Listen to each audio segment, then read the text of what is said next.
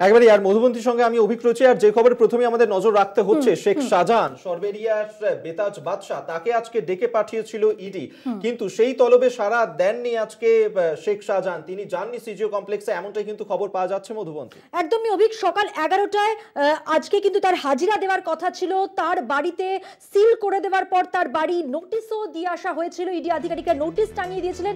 তারপরেও কিন্তু আজকে এতগুলো দিন কেটে গেল, 24 দিন হয়ে গেল, এখনো পর্যন্ত শেখ শাহজাহান তিনি কিন্তু অধরা, কিন্তু অডিও বার্তা এবং আইনজীবীদের মারফতে, পাশাপাশি তিনি সোশ্যাল মিডিয়ায় পোস্ট করে আমরা দেখতে পাচ্ছি সবসময় তিনি কিন্তু তার বার্তা, তিনি কি বলতে চাইছেন, তার কি বক্তব্য সেটা শোনাচ্ছেন, কিন্তু তিনি কিন্তু অধরাই থেকে যাচ্ছেন, সামনে আসছেন না। নেপথ্যে কারা রয়েছেন, কোথায় রয়েছেন শেখ শাহজাহান, কাদের সঙ্গে রয়েছেন? অভিক, একটা বিষয় কিন্তু পরিষ্কার যে শেখ শাহজাহান তার একটা গোপন ডেরা তো রয়েছে একেবারেই মধুবন্তী, এবং এই মুহূর্তে আমরা সেই নিয়েই কথা বলবো। আমাদের সঙ্গে সরাসরি আমাদের প্রতিনিধি সঞ্জিত চক্রবর্তী থাকবেন আমাদের সঙ্গে, সেই আপডেট আপনাদের সামনে আমরা তুলে ধরবো। একদমই অভিক, তুমি এটাও দর্শকদের বলে দাও যে এই যে প্রতিনিধি সঞ্জিত চক্রবর্তী, তার সঙ্গে কে থাকছেন না শেখ শাহজাহানের একজন ঘনিষ্ঠ। আমরা আশা করছি তার ঘনিষ্ঠ যদি কিছু বলতে পারেন শেখ শাহজাহান এই মুহূর্তে ঠিক কোথায় রয়েছেন। একেবারেই, কারণ বিগত 24 দিন পেরিয়ে গিয়েছে, যে বিশেষ তদন্তকারী দল মধুবন্তী গঠন করা হয়েছিল শেখ শাহজাহানের কোথায় রয়েছেন তাকে ধরার ক্ষেত্রে, সেই তদন্তকারী দল তারাও কিন্তু এখনো পর্যন্ত শাহজাহানের নাগাল পর্যন্ত পায়নি। ইডির আধিকারিকরা তারা গিয়েছিলেন শেখ শাহজাহানের বাড়িতে, সেখানে কিন্তু লুকআউট নোটিশ তারা টাঙিয়ে দিয়েছিলেন, সেখানেও বলা হয়েছিল আজকে 11টার মধ্যে হাজিরা দেওয়ার জন্য। বারবার আমরা দেখেছি মধুবন্তী যে আইনজীবী মারফত তিনি যোগাযোগ করছেন, কিন্তু এখনো পর্যন্ত এবং 26শে জানুয়ারি সোশ্যাল মিডিয়ায় তিনি যেরকম ভাবে তার ছবি আমরা দেখি, ডিপি চেঞ্জ হয় প্রজাতন্ত্র দিবস উপলক্ষে, সব মিলিয়ে কিন্তু একটা রহস্য থেকেই যাচ্ছে, তাই না রবিক? একেবারেই তাই। এই মুহূর্তে এই রহস্যময় চরিত্র শেখ শাহজাহান তিনি কোথায় রয়েছেন সেটাই এখন সবচেয়ে বড় প্রশ্ন হয়ে দাঁড়িয়েছে। কিন্তু বারবার আমরা দেখছি বিরোধী দলনেতা তিনি বলছেন যে শেখ শাহজাহান কিন্তু রয়েছেন এলাকাতেই, কোথাও না কোথাও তিনি রয়েছেন, কিন্তু এখনো পর্যন্ত তাহলে তদন্তকারী অফিসাররা তারা কেন যোগাযোগ করতে পারছেন না, তারা কেন ধরতে পারছেন না, আমরা এই নিয়েই কিন্তু কথা বলবো। এবং সরবেরিয়ার বেতাজ বাদশাহ তাকে আজকে তলব করা হয়েছিল সিজিও কমপ্লেক্সে 11টার মধ্যে, এখনো পর্যন্ত তিনি আসেননি। আমরা এই নিয়ে কথা বলি, বরং সরাসরি আমাদের সঙ্গে এই মুহূর্তে রয়েছেন প্রতিনিধি সঞ্জিত চক্রবর্তী, আর সঞ্জিতের সঙ্গে রয়েছে শেখ শাহজাহান ঘনিষ্ঠ একজন। সঞ্জিত, তার মারফত কি কিছু জানতে পারছো? শাহজাহান তাকে আজকে ডেকে পাঠানো হয়েছিল, তিনি আসেননি, কোথায় রয়েছেন শেখ শাহজাহান? দেখো, 24 দিন কেটে যাওয়ার পরে সন্দেশখালীর বেতাজ বাদশাহ কিন্তু এখনো অধরা। তিনি ভার্চুয়ালের মাধ্যমে আসলেও কিন্তু তার আইনজ্ঞ বিশেষজ্ঞ নিয়ে এই আদালতের দ্বারস্থ হলেও কিন্তু আজকে যেটা ইডি অর্থাৎ 24শে জানুয়ারি ইডি যে এসেছিল তার বাড়িতে এসেছে, নোটিশ জারি করে, সেখানে সমন জারি করা হয় আজকে অর্থাৎ সেই 29শে জানুয়ারি 11টার মধ্যে সিজিও কমপ্লেক্সে হাজিরা দেওয়ার নির্দেশ। কিন্তু এই শেখ শাহজাহানের একদা ঘনিষ্ঠ ছায়াসঙ্গী শিবপ্রসাদ হাজরা, উত্তর 24 পরগনার জেলা পরিষদের সদস্য, এবং নদীদ্বীপ ছাড়িয়ে কিন্তু আমি সরাসরি একদম তার যে একদা যে পার্টি অফিস রয়েছে সমহিমায় তিনি রয়েছেন।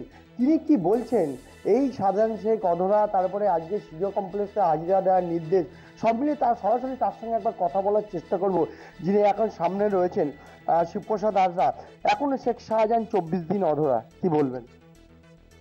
দেখুন, 24 দিন অধরা আমরা তো সংবাদ মাধ্যমে দেখতে পাচ্ছি, যেহেতু আমার সাথে কোনো কথা হয়নি আমরা বলতে পারবো না এখন উনি কি অবস্থার মধ্যে আছেন। বিশেষ করে বারবার আপনাকে বলা হয় ছায়ার সঙ্গে আপনি অন্তরালে ছিলেন, এটা কতটা ঠিক বিরোধীরা বলছে? দেখুন, বিরোধীদের তো কাজ নেই, তারা তো সব রকম কথা বলবে, কিন্তু অন্তরালে থাকার তো কোনো ব্যাপার নয়। আমরা সর্বক্ষণ আছি অফিসে, আমরা পার্টির যেহেতু বাংলার মুখ্যমন্ত্রী মমতা বন্দ্যোপাধ্যায় এবং দলীয় যে কর্মসূচিগুলো দিয়েছে, দুয়ারে সরকারের বিষয় আছে, আপনারা দেখছেন সামনে যেহেতু নির্বাচন, সেক্ষেত্রে আমরা সেই কাজে ব্যস্ত হয়ে আছি। আর বিশেষ করে আমার ছেলের তো থ্যালাসেমিয়া, আমি ডাক্তারে একটু ব্যস্ত ছিলাম কদিন, সেই নিয়ে একটু ব্যস্ত হয়ে আছি। বারবার বলা হচ্ছে যে এই ঘটনার চলতি মাসের 5ই জানুয়ারির পর থেকে আপনি একেবারে আড়ালে চলে গেছেন, এর মধ্যে এইটা কেন এই প্রচারটা বারবার করছে বিজয়, কি বলবেন? আসলে বিরোধীরা তো মানুষের কাছে থাকে না, ওরা সবসময় তার নিজস্ব বাড়িতে থাকে, কলকাতায় থাকে, বিভিন্ন জায়গায় থাকে বিরোধীরা, তারা গ্রামের ব্যাপারটা তো জানে না। আমরা সর্বক্ষণ সাধারণ মানুষের কাজ করে থাকি, সাধারণ মানুষের কোনগুলো সমস্যা সেই সব ব্যাপার নিয়ে আমরা ব্যস্ত থাকি। আমি তো সর্বক্ষণ আমার পার্টি অফিসেই থাকি, এবার বিভিন্ন ক্ষেত্রে বুথে যেখানে যেখানে সমস্যা, যেখানে যেখানে আমাদের দুয়ারে সরকারের কাজ চলছে, আমরা সেই সব জায়গায় যাচ্ছি সর্বক্ষণ। আজকে 11টার মধ্যে সিজো কমপ্লেক্সে হাজিরা দেওয়ার নির্দেশ ছিল নথিপত্র নিয়ে শেখ শাহজাহান 29শে জানুয়ারি, কি বলবেন? দেখুন, সেটা তার ব্যক্তিগত ব্যাপার, এখানে তো আমার কিছু বলার নেই। আমরা দেখলাম সংবাদ মাধ্যমে 29 তারিখে ওনার সিজিও কমপ্লেক্সে ডাক আছে। এবার সেটা তার ব্যক্তিগত ব্যাপার, এগুলো তো আমরা বলতে পারবো না। তিনি তার সিদ্ধান্ত কিভাবে করে রেখেছেন, কিভাবে ভেবে রেখেছেন, এটা আমি বলতে পারবো না। কোনো কি মনে হচ্ছে আইনজ্ঞর পরামর্শ নেওয়া আছে? এর আগেও তো ইডি আদালতে আইনজ্ঞর পরামর্শ নিয়ে মামলায় যুক্ত হতে চেয়েছিলেন, কি বলবেন? দেখুন, আগের তো আমরা সংবাদ মাধ্যমে দেখলাম যে উনি আইনি ব্যবস্থা নিয়েছেন এবং সেক্ষেত্রে ওনার লয়ার সেভাবে কোর্টে গিয়ে তার মুখ করছেন। একেবারে সঞ্জিত, কিন্তু এখনো পর্যন্ত এইটা জানা যাচ্ছে না যে শেখ শাহজাহান তিনি কোথায় রয়েছেন। এই প্রশ্নের উত্তর কিন্তু পাওয়া যাচ্ছে না। তুমি আমাদের সঙ্গে থাকো সঞ্জিত।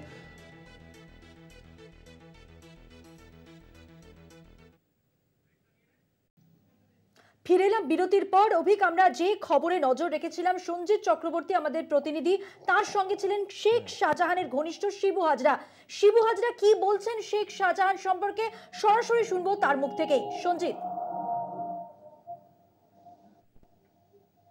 দেখো, একেবারে ঠিক। ধরো, আজকে সিজো কমপ্লেক্সে হাজিরা দেওয়ার নির্দেশ ছিল সকাল 11টার মধ্যে। ইডি আধিকারিকরা তার বাড়ির সামনে নোটিশ ফেলেছিল, কিন্তু প্রায় 12:30টা বেজে গেছে, কিন্তু এখনো পর্যন্ত যা সূত্রের খবর তিনি আইনজ্ঞর বিশেষজ্ঞর পরামর্শ নিচ্ছেন। অর্থাৎ তিনি সরাসরি না গেলে কোনো আইনজীবীর মাধ্যমে হয়তো চিঠি পাঠাবেন কিংবা শারীরিক অসুস্থতা দেখিয়ে তোমাকে বিরত করছি। এই যে বারবার যেটা হচ্ছে, অডিও বার্তা দিচ্ছেন, সোশ্যাল মিডিয়ায় পোস্ট করছেন, পাশাপাশি আইনজীবী মারফত বার্তা দিচ্ছেন, কিন্তু সশরীরে হাজিরা দিচ্ছেন না। শিবু হাজরা তার ঘনিষ্ঠ কি বলছেন, তার সম্পর্কে কতটুকু তথ্য তার কাছে আছে এই মুহূর্তে? দেখো, আমি সরাসরি তার ঘনিষ্ঠ সঙ্গে শিবু হাজরার সঙ্গে কথা বলবো, যে বারবার তিনি একবার অডিও বার্তা দিচ্ছেন, ফেসবুক হোয়াটসঅ্যাপে 26 জানুয়ারি প্রজাতন্ত্র দিবসের শুভেচ্ছা দিচ্ছেন, এটা বারবার আইনজীবী পাঠাচ্ছেন। তিনি সশরীরে আসছেন না কেন, আপনার কি মনে হয়? দেখুন, ওটা তো আমি বলতে পারবো না, যেহেতু তিনি আমার লিডার, বিধানসভার অভিভাবক, আমাদের কনভেনার, সেটা আমি বলতে পারবো না। কি বিষয়, কি আছে না আছে, সেটা তিনি বলতে পারেন। এই বিষয়ে আমি কিছু বলতে পারবো না, কারণ আমি সন্দেশখালী 2-এর ব্লক প্রেসিডেন্ট, আর যেহেতু উনি আমার লিডার, সেক্ষেত্রে আমি বলতে পারবো না যে উনি কি পদক্ষেপ নিতে চলেছেন। হ্যাঁ, মধ্যমধ্যে তুমি শুনলেন শিবপ্রসাদ হাজরা তিনি বললেন যে আইনের দিকটা কিন্তু উনি বলতে চাইছেন না, যেহেতু আদালতের বিচারাধীন মামলা, সেক্ষেত্রে তিনি কিন্তু যেহেতু একটা খুব স্পর্শকাতর মামলা, তিনি এ বিষয়ে তিনি বলতে চাইছেন না। উনি আইনজ্ঞের বিশেষজ্ঞ কিভাবে পরামর্শ নিচ্ছেন, কেন আইনজীবীদের পাঠাচ্ছেন, কেন ভার্চুয়াল মাধ্যমে যাচ্ছেন, সশরীরে উপস্থিত হচ্ছেন না কেন, পুরো বিষয়টা কিন্তু তিনি একেবারে অন্যভাবে বলছেন। তিনি বলছেন আমি এখানকার ব্লক সভাপতি, উনি শেখ শাহজাহানের সঙ্গে তার কোনো যোগাযোগ কি হয়েছে? অর্থাৎ এই যে দীর্ঘ 24 দিন ঘটনাক্রম আমরা যদি দেখি, যা যা হয়েছে, শেখ শাহজাহান তার তো ঘনিষ্ঠ, কিছুটা হলেও তিনি তার ঘনিষ্ঠ, সেক্ষেত্রে শেখ শাহজাহানের সঙ্গে তার যোগাযোগ বা তার পরিবারের সদস্যদের সঙ্গে যোগাযোগ করার চেষ্টা কিছু কি হয়েছে? কি বলছেন শিবু হাজরা, তার মুখ থেকে শুনবো। দেখো, আমি সরাসরি একবার জানবো, চলতি মাসে 5ই জানুয়ারির পর থেকে তারপর তার একতার সঙ্গে শিবপ্রসাদ হাজরা রয়েছে। এই যে 24 দিন কেটে গেল, তারপরে এখনো তার পরিবার, তার সঙ্গে কি আপনার কোনো যোগাযোগ হয়েছে? না, কোনো যোগাযোগ হয়নি, কারণ আমি সন্দেশখালীতেই আছি। আর প্রয়োজনের সমস্যা, যেটা ছেলের ব্যাপারে বললাম, যে যেহেতু থ্যালাসেমিয়া, আমি ডাক্তারের কাছে গিয়েছিলাম আর পার্টির কর্মসূচিগুলো নিয়ে ব্যস্ত আছি, কিন্তু ওনার সাথে আমার কোনো যোগাযোগ নেই, আর যোগাযোগ হয়নি সেই ঘটনার পর থেকে। একেবারে সঞ্জিত, বোঝা যাচ্ছে কিন্তু এই যে শেখ শাহজাহান, তাকে নিয়ে কিন্তু এই মুহূর্তে একাধিক প্রশ্ন তৈরি হচ্ছে যে শেখ শাহজাহান, তার খোঁজ এখনো পর্যন্ত পাওয়া যাচ্ছে না। আপাতত ধন্যবাদ তোমাকে। এবং শাহজাহান ঘনিষ্ঠই এক ব্যক্তি শিবু হাজরা, তিনি ছিলেন আমাদের প্রতিনিধি সঞ্জিতের সঙ্গে।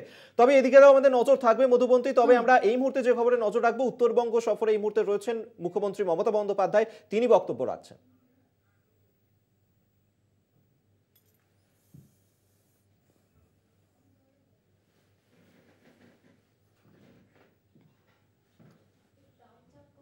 ধূপগুড়ি খগেশ্বর রায়, এমএলএ রায়গঞ্জ সৌমেন রয়, এমএলএ কালীগঞ্জ শ্রীমতী রেখা রয়, এমএলএ কুশমন্ডি শ্রী গিরীন্দ্রনাথ বর্মন সহ আরও অনেকে আমার ডিএম আছে মিনা, আমার এখানে ধীতিমান এসপি আছে, আমার এখানে নাম্বেলকর আছে, আমার এখানে অজয় আছে, আমার এখানে সঞ্জয় বানসাল আছে, আমার এখানে ছোটেন লামা আছে, সহ অনেকেই উপস্থিত আছে, পার্থ আছে, সকলেই আছে।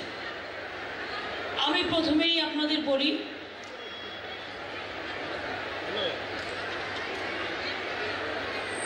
আমি কিন্তু তাড়াতাড়ি এসেছি। মা বোনেরা যারা রান্না না করে চলে এসছেন, অনেক কষ্ট হয়েছে। আমি প্রথমেই নৌশেদ বোর্ড ভাইস চেয়ারম্যান যেটা আমাকে আবেদন করলেন, তাদের একটা ফুল ফ্লেজেড অফিস এবং ফুল কমিটি, আপনারা নামগুলো আমায় দিয়ে দিন, আমি 7 দিনের মধ্যে করে দেবো। আর আপনাদের ফুল ফ্লেজেড অফিসও আপনারা পাবেন, যাতে আপনারা কাজ করতে পারেন, এবং একটি গাড়িও তাদের অ্যালট করা হবে যাতে এলাকায় তারা যেতে পারে। আমার কাছে একটা আবেদন এসছে, আমি রবীন্দ্রনাথ ঘোষের সাথে কথা বলেছি, হিপির সাথেও কথা বলেছি। 2015 সালের পর কুচবিহারে নাকি ভ্যালুয়েশন বোর্ড কোনো ট্যাক্স বাড়ায়নি বা ভ্যালুয়েশন হয়নি। তাই যাদের বাড়িতে নোটিশ যাচ্ছে, আমি তাদের বলবো নোটিশটা এখন স্টপ করে দিতে, কোনো ট্যাক্স এখন বাড়বেন না। এটার ব্যাপারে যা কথা বলার আমি কথা বলে নেব। সেলফ হেল্প গ্রুপ যারা আছেন, আমি কিন্তু তাদের অনেক কাজ করি, তাদের ব্যাংক লিঙ্কেজ করে দিই, কিন্তু ভেতরে ভেতরে আমরা শুনতে পাচ্ছি কুচবিহার জেলায় অনেক সেলফ হেল্প গোষ্ঠী আছেন, গ্রুপ, যাদের সাথে অন্য একটা রাজনৈতিক দলের প্রচ্ছন্ন যোগাযোগ আছে। মনে রাখবেন, আপনাদের হেল্প করি আমরা, কাজ করে দিই আমরা, মেলা করে দিই আমরা, কর্মতীর্থ করে দিই আমরা, ব্যাংক লোন করে দিই আমরা। আমরা না থাকলে স্বাস্থ্যসাথীও আমাদের, রেশনও আমাদের। 9,75,00,000 টাকা দেওয়া হচ্ছে। অঙ্গনওয়াড়ি কেন্দ্র 19টা, 2,31,00,000 টাকা দেওয়া হচ্ছে। 29টি মাদ্রাসা লাইব্রেরি, 4,26,00,000 টাকা দেওয়া হচ্ছে। তোরসা নদীর ডান তীরে মজবুতিকরণের জন্য 2,82,00,000 টাকা দেওয়া হচ্ছে। এছাড়াও গুরুত্বপূর্ণ রাস্তা, ইন্টিগ্রেটেড ইংলিশ মিডিয়াম স্কুল, সেতু, জল, অনেক কিছু করা হচ্ছে। আজকে মনে রাখবেন, 2,14,000 মানুষের কাছে সরাসরি পরিষেবা পৌঁছে যাবে তাদের ব্যাংক অ্যাকাউন্টের মধ্যে দিয়ে।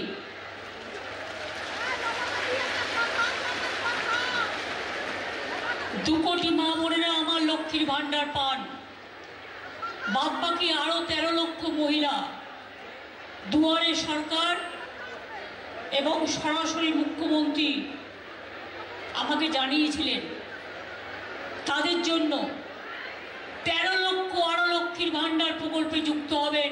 1 তারিখ থেকে টাকাটা ব্যাংকে ঢুকে যাবে।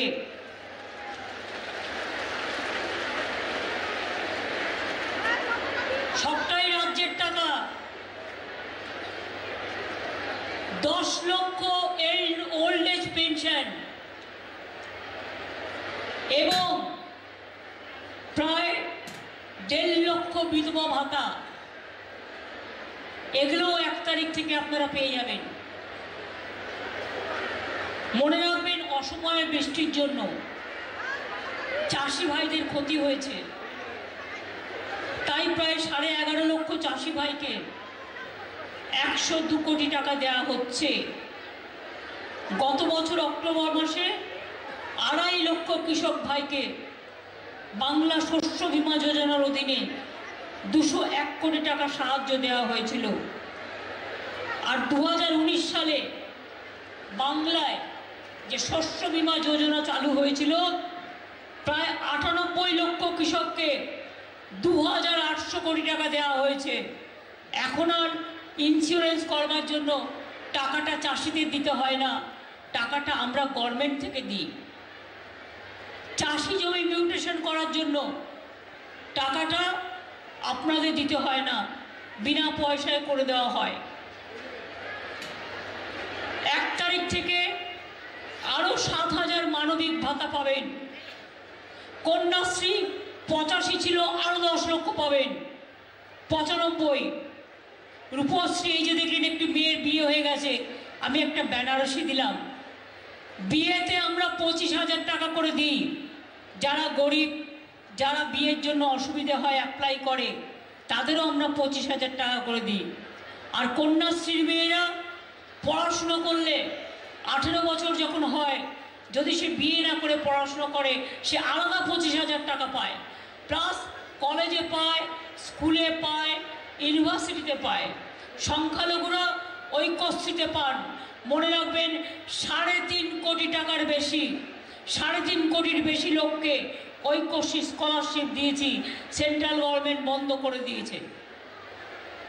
মনে রাখবেন, মেধাশ্রী আমি চালু করেছি। যারা ওবিসি ছিলেন তাদের সব স্কলারশিপ বন্ধ করে দেওয়া হয়েছিল, কিন্তু আমরা তাদের টাকা বন্ধ করিনি, আমরা রাজ্য সরকার থেকে চালাচ্ছি। আমার তপশিলি ভাই বোনেরা শিক্ষাশ্রী পান। এলাকায় এলাকায় আমরা ট্রেনিং সেন্টার করছি, যাতে আপনাদের ছেলেমেয়েরা ইঞ্জিনিয়ার হতে পারে, ডাক্তার হতে পারে, আইএস হতে পারে, আইপিএস হতে পারে। এবং মনে রাখবেন, 10 লক্ষ টাকা করে স্মার্ট কার্ড করা হয়েছে বাবা মাকে আজ আর ছেলে মেয়েদের বিদেশে পাঠানোর জন্য আর পড়াশুনো করবার জন্য আর চিন্তা করতে হবে না, সবটাই আমরা করে দিই। 100 দিনের কাজের টাকা দেয় না। যারা কাজ করেছে প্রায় 7,000 মানুষ, 7,000 কোটি টাকা তাদের পাওনা আছে। আমি 3 থেকে 4 বার প্রধানমন্ত্রীর সাথে দেখা করেছি, এটা আমাদের টাকা। বাংলার আবাস যোজনা আমরা অর্ধেক দিই, ওরা অর্ধেক দেয়। সেই টাকা থেকেও বাংলা থেকে জিএসটি থেকে তুলে নিয়ে যায়। 2 বছর ধরে দিচ্ছে না। গ্রামীণ রাস্তার টাকা দিচ্ছে না। আমি আগে 1 লক্ষর ওপর রাস্তা করেছি। কিছুদিন আগে পথশ্রী আরো 12, পথশ্রী 2 12,000 রাস্তা করেছি। পথশ্রী 1-এ 25,000 করেছি। এখন আবার দিয়েছি, আরো 12,000 গ্রামীণ রাস্তা হবে পথশ্রীতে। আমি আপনাদের বলি, রাজ্য জুড়ে বাংলা সহায়তা কেন্দ্র চলছে। যদি কাস্ট সার্টিফিকেট নিয়ে কারো কোনো গ্রিভ্যান্সেস থাকে, 12 তারিখ পর্যন্ত পোলিং স্টেশনে অফিসাররা আপনাদের কাছে যাচ্ছেন। আমি পঞ্চায়েতকেও থাকতে বলবো, বিডিওদেরও থাকতে বলবো, তারা এই ব্যাপারগুলো সমাধান করবে। উত্তরবঙ্গ কি করিনি আমরা বলুন তো? এই তো ধূপগুড়ির এমএলএ এখানে আছেন, তিনি যখন দাঁড়ান, ওখানকার মানুষ আমার কাছে একটা দাবি করেছিলেন, ধূপগুড়ি সাব ডিভিশন চাই। আমরা কথা দিলে কথা রাখি, আমরা করে দিয়েছি। 1 মাস যেটা দেরি হয়েছিল সেটা আমাদের জন্য নয়, সেটা কোর্টে কেসটা পড়েছিল। কারণ একটা কোর্ট বানাতে হয় সাব ডিভিশন নতুন করতে গেলে, সেই কোর্ট ক্লিয়ারেন্স দিয়েছে, সুতরাং হয়ে গেছে। ধূপগুড়ি নতুন ব্লক বানারহাট, ক্রান্তি, লাভা, পেডিং তৈরি করা হয়েছে। নতুন মালদা সাব ডিভিশন তৈরি করা হয়েছে। আলিপুরদুয়ার তৈরি করা হয়েছে। ভোরের আলো তৈরি করা হয়েছে। কুচবিহারকে হেরিটেজ টাউন ঘোষণা করা হয়েছে। আপনারা জানেন কুচবিহার ঝকঝকে চকচকে হয়ে যাচ্ছে, এবং এখানেও প্রায় 250 থেকে 300 কোটি টাকা এই কুচবিহার টাউন যাতে হেরিটেজ টাউন হয়, সারা পৃথিবীর মানুষ দেখতে আসে, তার জন্য এটাও করছি আমরা। আপনারা জানেন কোচবিহার রাজবাড়িকে সম্মান জানিয়ে নতুন মেডিকেল কলেজ আমরা যেটা করেছি, তার নাম রেখেছি মহারাজা জিতেন্দ্র নারায়ণ মেডিকেল কলেজ ও হাসপাতাল।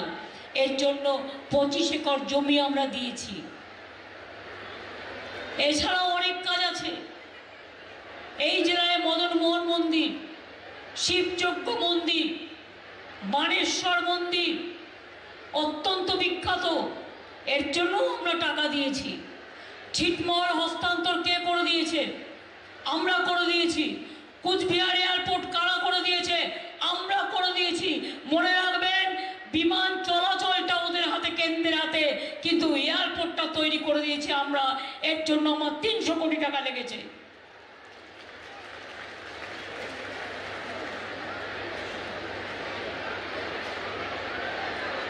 হলদিবাড়ি মেখলিগঞ্জের মধ্যে জয়ী সেতু করেছি কি করিনি? হয়েছে কি হয়নি? আপনারা আমায় বলুন। দিনহাটা ও তুফানগঞ্জ 1 নম্বর ব্লকের মধ্যে কালজানি নদীর ওপর ভাওয়াইয়া সেতু করেছি কি করিনি? হয়েছে কি হয়নি? মানসাই নদীর ওপর কামতেশ্বরী সেতু হয়েছে কি হয়নি? আরো অনেক সেতু আমরা তৈরি করেছি।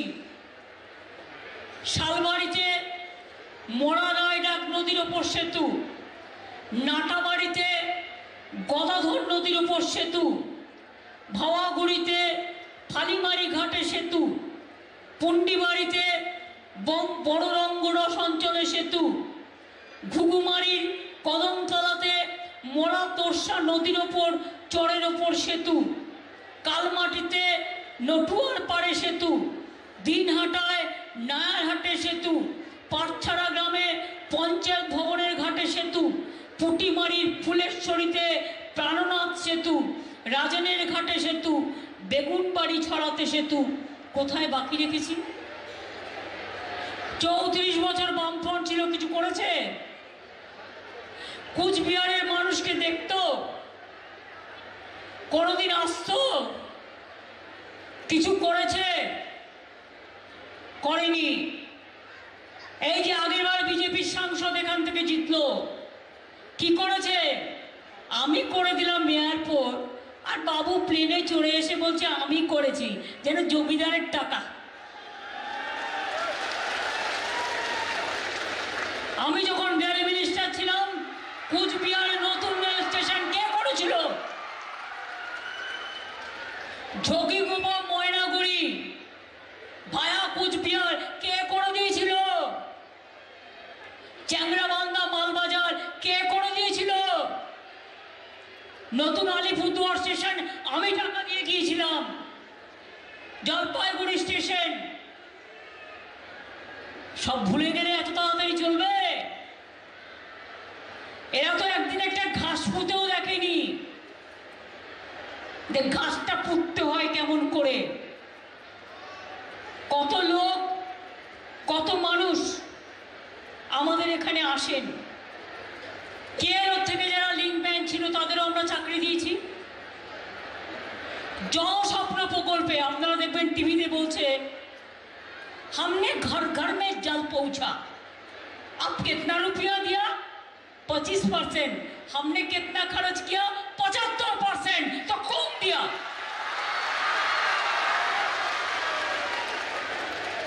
জমি কিনে দিচ্ছি আমরা টাকা দিয়ে রাজ্য সরকারে, মেইনটেনেন্স করছি আমরা, তৈরি করছি আমরা, আর দালালি করে টিভিতে অ্যাডভার্টাইজমেন্ট দিচ্ছে। এছাড়া আর কিছু নেই। মদনমোহন মন্দিরের কথা মনে আসে না, বানেশ্বর শিব মন্দিরের কথা মনে আসে না, শিবযজ্ঞের কথা মনে আসে না, মা দুর্গার কথা মনে আসে না, মা কালীর কথা মনে আসে না, রক্ষাকালীর কথা মনে আসে না, ভাওয়াইয়ার কথা মনে আসে না, রাজবংশীর কথা মনে আসে না, কামতাপুরীর কথা মনে আসে না, ট্রাইবেলদের কথা মনে আসে না, নৌসাদ শেখদের কথা মনে আসে না। ওরা যেটা চাপিয়ে দেবে সেটাই আমাদের দেবতা। আমি তো বিরুদ্ধে করিনি, তোমার যা ইচ্ছে করতেই পারো। ধর্ম যার যার আপনার, উৎসব কিন্তু সবার। মনে রাখবেন, এই যে আমি মিটিংয়ে এলাম, আমি তো ধামসাও বাজালাম, আমি তো রাজবংশী মেয়েদের সাথে ওদের সাথে নৃত্যও করলাম, আমি তো আমার আদিবাসী মেয়েদের সাথে কাঁধে কাঁধ মিলিয়ে করলাম, হারমোনিয়ামও বাজালাম। আমাকে শেখাতে হয় না, আমি ছোটবেলা থেকে এগুলো শিখে এসেছি। আমাদের বাবা মারা শিখিয়েছে সবাইকে নিয়ে চলতে হবে, সবাইকে নিয়ে চলতে হবে।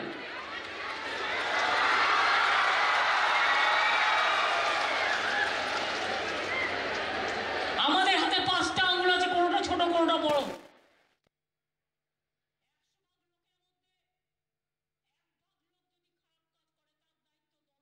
কি বলছিলেন শোনাচ্ছিলাম আপনাদের। আরো বড় আজকের মতো এ পর্যন্তই। দেখছেন কলকাতা টিভি, রাত দিন 7 দিন।